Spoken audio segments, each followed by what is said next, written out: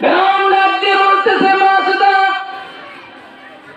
কার সামনে দাঁড়াইয়া তুমি কথা বলো? তুমি একটু বুঝে শুনে কথা বলার চেষ্টা করো, কারণ আমি হলো শুধু বাদশা না, আমি শুধু দেশ প্রধান না, আমি শুধু একজন রাজা না।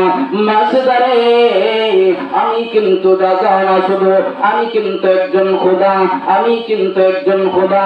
আমি এমন খোদা, যেই খোদা চাইলে বৃষ্টি দিতে পারি, যেই খোদা চাইলে বাতাসকে বন্ধ করে দিতে পারি।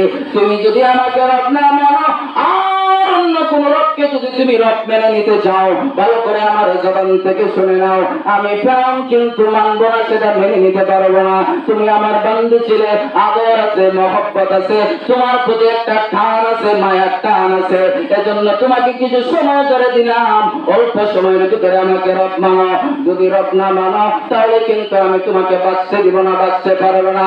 মাসুদার চোখগুলো আগুনের মতো হয়ে গেছে, আগুনের মতো চোখগুলা হয়ে গেছে, চোখগুলা লাল হয়ে গেছে।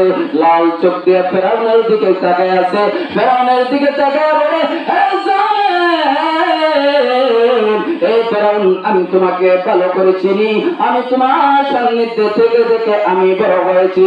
তুমি কেমন জালেম এটা আমি ভালো করে জানি।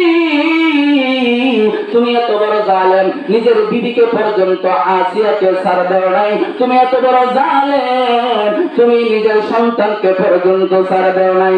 যে জায়গায় তুমি বিবিকে ছাড় দেও নাই, সন্তানকে ছাড় দেও নাই, এই জায়গায় আমার মতো একজন বাদীকে ছাড় দিবে, আমি এটা কখনো আশা করি না। যেহেতু আমার মাটা লুকায়িত ছিল, প্রকাশ করার কথা ছিল না, ইচ্ছা করে প্রকাশ করি নাই, কিন্তু যখন প্রকাশ হয়ে গেছে, যখন সত্য প্রকাশ হয়ে গেছে, মিথ্যা বলে এটাকে আর গোপন করতে পারবো না, গোপন করা যাবে না। ও ফেরাউন, শুনে নাও, ভালো করে শুনে নাও,